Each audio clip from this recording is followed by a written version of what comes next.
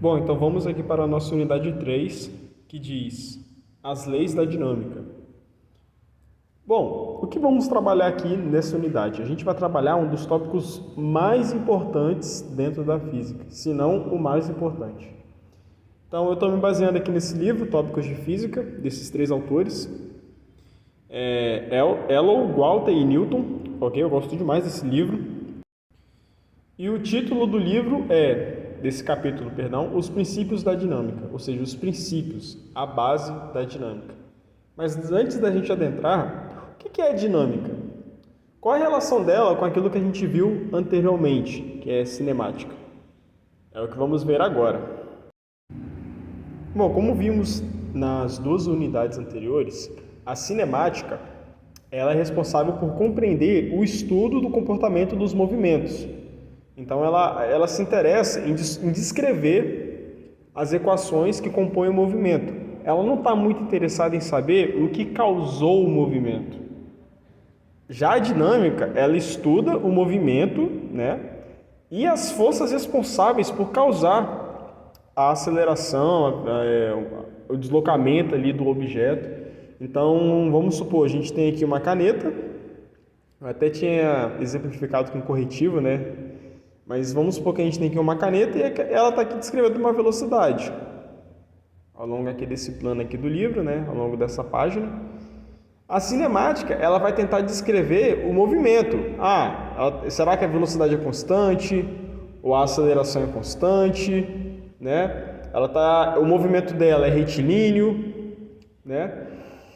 Já a dinâmica, ela está interessada em saber o que é que está causando esse movimento. Igual aqui, ó, o que está causando esse movimento?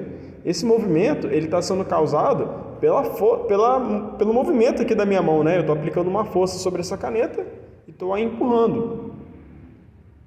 Então, é a minha força com a caneta que está causando esse movimento. Se eu tirasse essa minha mão, né, esse agente, e deixasse a caneta aqui em cima, ela não ia se movimentar. Então, a dinâmica ela busca compreender o que está causando o movimento, que força, que tipo de contato, interação faz com que esse movimento tenha uma certa aceleração. Então, é isso que a gente vai ver a partir de hoje, nessa unidade. Bom, então aqui no livro ele traz uma recapitulação histórica, como é que a força, como é que o movimento foi estudado por Aristóteles, Galileu, Newton, Einstein, ok? Aqui, o efeito dinâmico de uma força. Força é o agente físico cujo efeito dinâmico é a aceleração. Exatamente o exemplo da minha caneta. Estou aplicando uma força sobre ela, ok? E o efeito é a aceleração, ela está sendo acelerada. Beleza? Conceito de força resultante. Vamos supor que a gente tem duas pessoas puxando... cabo de força, né? Popularmente chamado. Bom, e o que força resultante tem a ver com cabo de guerra? O que é uma força resultante? Bom, se você for parar para pensar, a gente tem uma pessoa B puxando o bloco para a esquerda e a gente tem uma pessoa A puxando esse bloco para a direita. Aqui estão sendo representadas as forças que cada um está aplicando a esse bloco. A gente tem FA para a direita e FB para a esquerda, ok? A força resultante seria a força sentida por esse bloco. Ou seja, se eu estou puxando o bloco com uma certa força 10 newtons, que a gente vai ver que newton é a unidade de força, e você está puxando o bloco com uma força de 20 newtons, a força resultante desse bloco é como se ele estivesse sentindo a diferença dessas forças. Se você está aplicando 20 e eu estou aplicando 10, no corpo, como é sentidos contrários, vai ser a força que você está aplicando menos a minha. A resultante disso vai ser 10. É isso que a gente chama de força resultante. É a força que o bloco ele vai estar sentindo, ocasionada por essa força aqui que você está causando e que eu estou causando. David, se tivesse uma terceira pessoa puxando aqui esse bloco, a gente colocaria essa terceira força na força resultante. Se tivesse 4 pessoas, a gente também colocaria essa adição de força ocasionada pela essa quarta pessoa. ok? Então, a resultante desse sistema de forças, né, se tivesse muitas pessoas puxando o bloco, seria a soma vetorial delas. F1 mais F2 mais F3, ok? Se é vetor, é porque o módulo importa, né? A intensidade da força importa, que eu e você estamos puxando. A direção ela vai importar, se é para a direita ou para a esquerda, né? E o sentido também importa, ok? Bom, aqui nesse segundo bloco, ele traz uma conceituação de equilíbrio de uma partícula, que é estar em equilíbrio. O que é equilíbrio estático e equilíbrio dinâmico? Dizemos que uma partícula está em equilíbrio estático quando se apresenta em repouso em relação a um dado referencial. Por exemplo, se eu te perguntar, em relação a mim, que estou parado, que não está dando para me ver, esse objeto ele está parado em relação a mim? Está. Agora, se eu estou me movimentando, o objeto em relação a mim está parado? Não, ele não vai estar parado, ele vai estar em movimento em relação a mim. Pode parecer um pouco contra a lógica, né? Mas se eu te perguntar, por exemplo, você está parado agora, nesse exato momento, o que você vai me responder? A resposta correta é depende do referencial. Você vai estar parado em relação a quem? É em relação a mim que estou parado? É em relação ao avião que está passando ali no céu agora? Você vai estar parado em relação a ele? Então, equilíbrio estático é quando o corpo se apresenta em repouso em relação a um dado referencial. Isso aqui é importante.